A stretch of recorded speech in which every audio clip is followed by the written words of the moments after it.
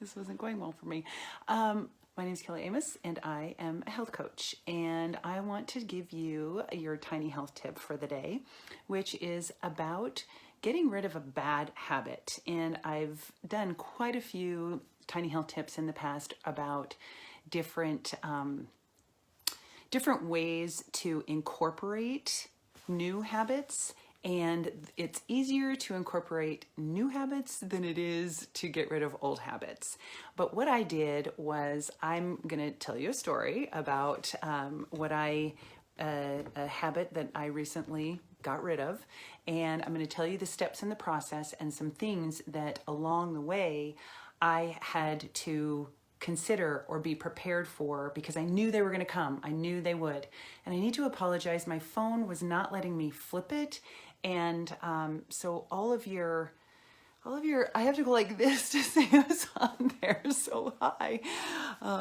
Anyway, I'm going to tell you my story first. And this is full of bonus tips and things. And this is the perfect time of year for you to be practicing, because this is something that's actually quite small.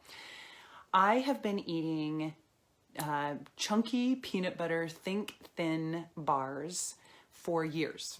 And it started out with maybe half a bar here and there, and then it turned into a half a bar every day, and then I started eating a bar every day. And one of the reasons that I would eat them is my life is really pretty hectic. My schedule is kind of varies with exercise and teaching and having to be different places. So it was more out of convenience for me, as well as my stomach is pretty sensitive to food in it when I exercise. So I would have, my workout in the morning, and then I'd have to go teach a class, and then later in the day do something else, or I'd have to lecture, and so I wouldn't really be able to eat much. So it was really became a matter of, that's what my body did well with. It was easy, and I could just take a few bites here and there and be on my way just to get a little bit of energy. Over the last year or so, I've started to consume a lot more. And with all the traveling that I've been doing, I started to consume a lot more. So I would always have one a day. And then I found that I would open another a little bit later to just have a bite as I went in to teach a class, or I'm running errands and I'm kind of hungry, so I'll just grab a bite. So I have all these packages, all these half-eaten bars, just little ripped off pieces all over my car, all over every bag I have. I've even, put on a coat and, there's half a bar. So they really were a matter of convenience for me, again, with all of the travel and the way that my schedule was. Well, I know, because of what I do for a living, that was not the healthiest thing to do. But I justified it all the time, because I'm not trying to be perfect, and I don't think anybody should be, but I don't eat a lot of bad things. I don't do a lot of bad things. I have a pretty wholesome diet.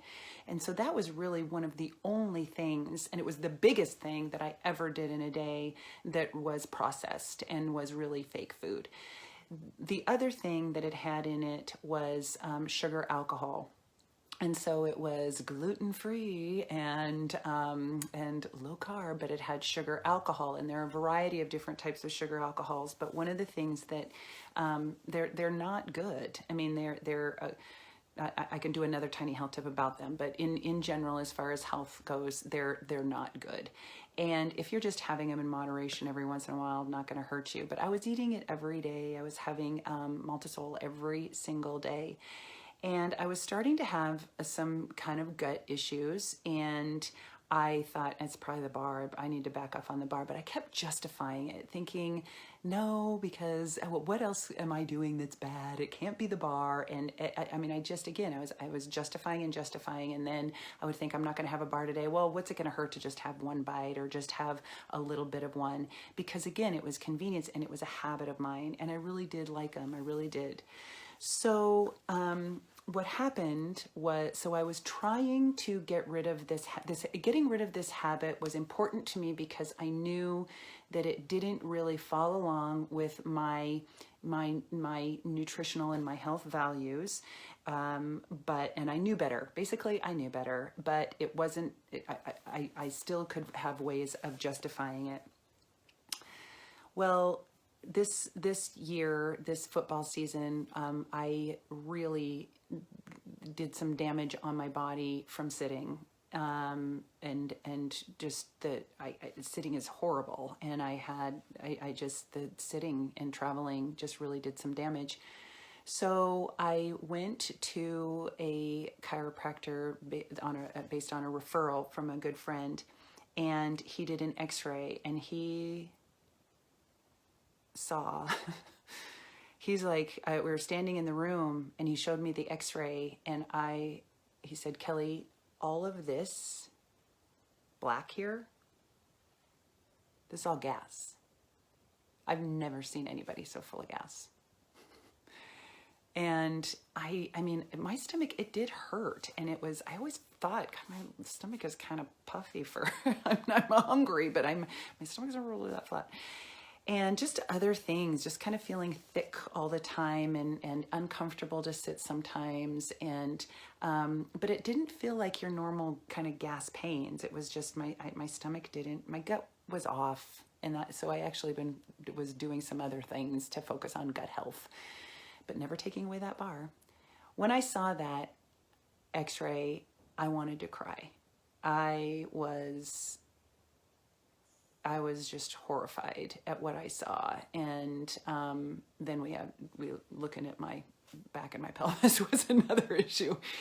But he said, are you okay? And I said, yeah, it's not cancer. And I've looked at a PET scan before. I wasn't seeing yellow. So you can put things into perspective, but still, it scared the crap out of me.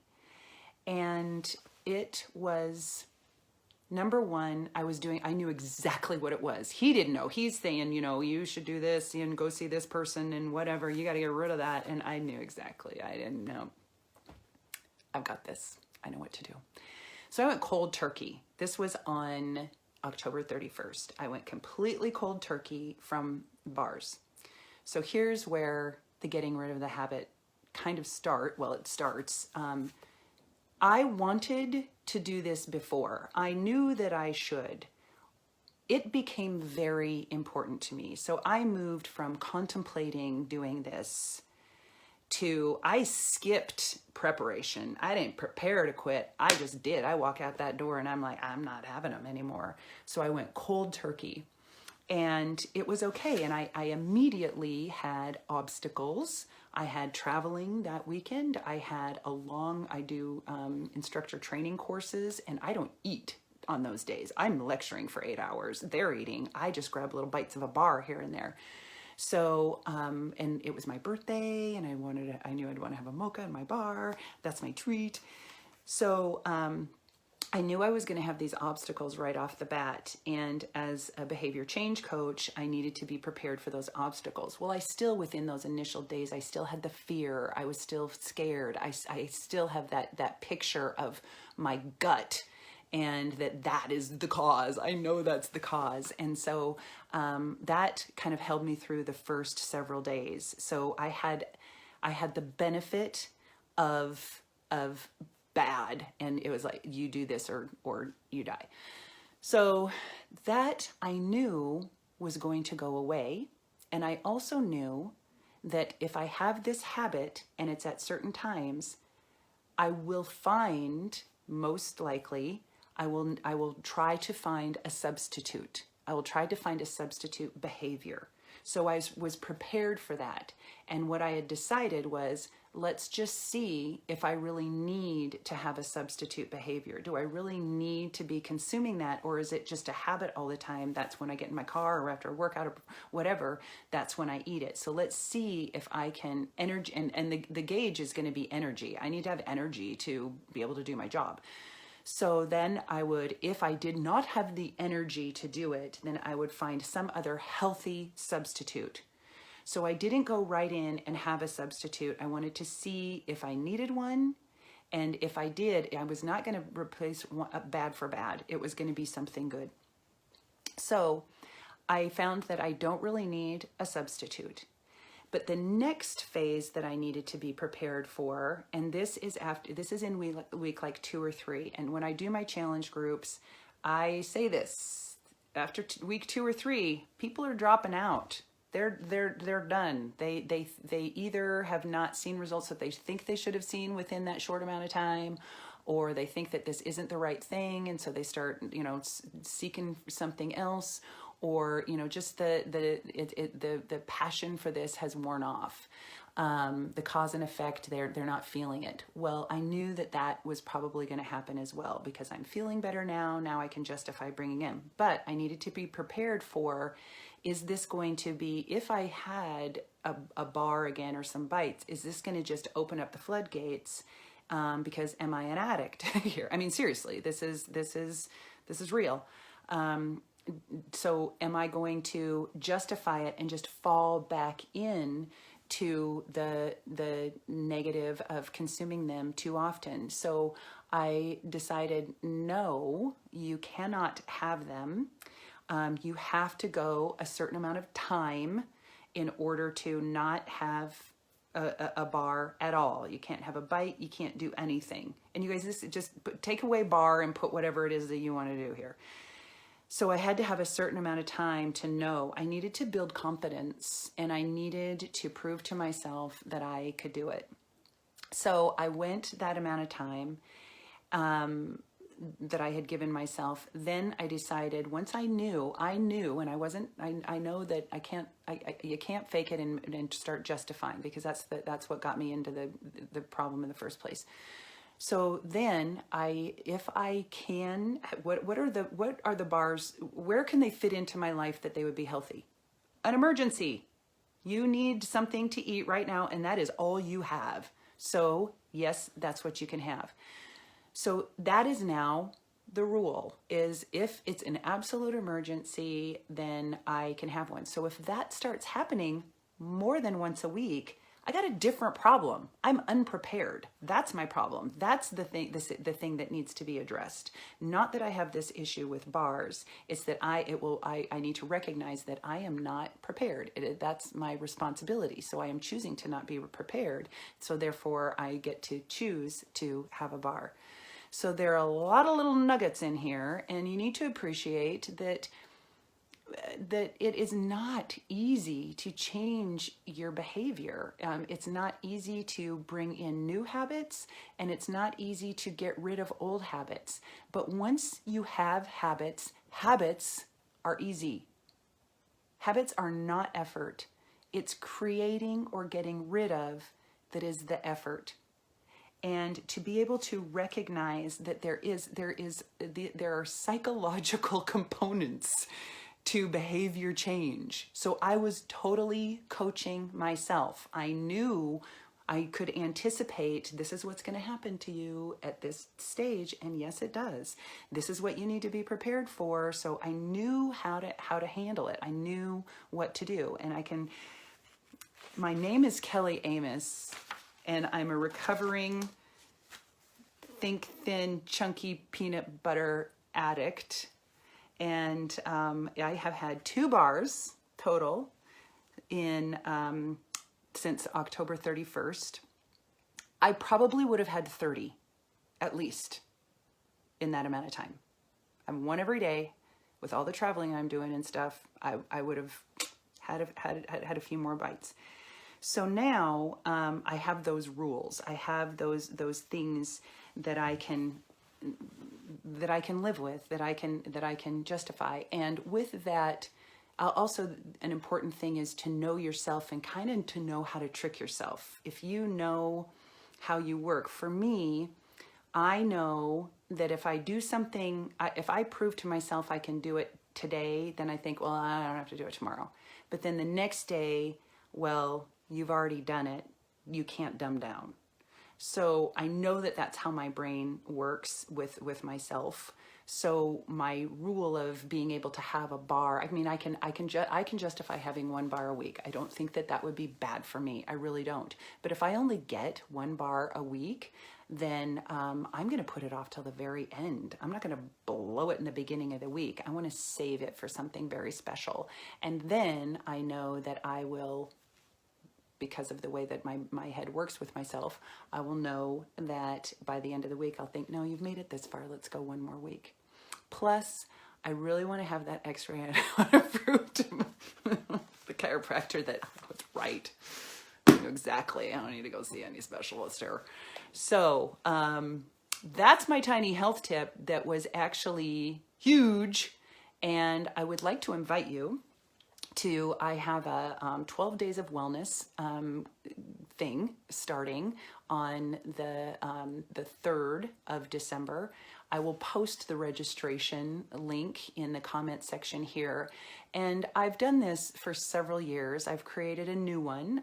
So I'm calling them, now that I have a series or a collection of them, I'm calling them my well-rounded series. So it's 12 days of wellness. And what you do, basically, I give you via email, but you also have the option of being in the Facebook group where you'll get more intimate stuff like this and other support and information and engagement and accountability. But each day you get one simple thing, one simple little wellness behavior, and it's fitness, nutrition, spiritual, rest, recovery, restorative. I mean, it's not just what to eat and how hard to work out. But it's cumulative. So each day you get a new activity for 12 days. So by the end of the 12 days, you've got 12 different options, different things that you've been doing. And then you can keep doing all 12 of them or pick the ones that you really like. Some of them you might already be doing. So if you'd like to, it's really a fun group. I mean, it really is. And again, I'm going to be doing this. It's 12 days. And I also think that this is something that is, this time of year is so stressful with sticking to your routine and your schedule with all the holidays and maybe weather and just the different parties and things. And you're just kind of off, and it's hard to take on something new. And again, maintaining a routine that might already be well established for you. This is just a time of year that it's a little harder. So I always do this in December because it really is satisfying to know that you're doing something. You know, you're doing one little thing that you can really be thankful for, and know that you can also see that it doesn't have to be big. It's the little things that will take you in a good direction or a bad direction. That was, for me, it was a little bar that took me to a place that now I have that image. If that little bar didn't reveal itself so significantly in my gut, what that's showing, that image is, if that was doing that in my gut, what was it doing to my tissues and my cells? The things that I can't see, and with all the other things that are harmful that don't present themselves as gas, but present themselves in other ways. So it's all those little things that you're doing, either good or bad, that are going to either help you to thrive and be healthy, or it's just going to wreak havoc. And then your scan or your x-ray or your blood work or your whatever is not going to be so positive, and you are going to have to see a specialist.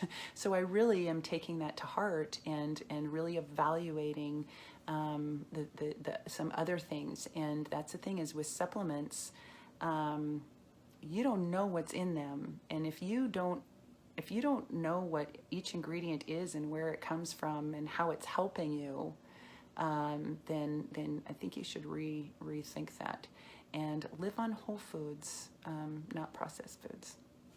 So there you have it, your tiny, large health tip for the night.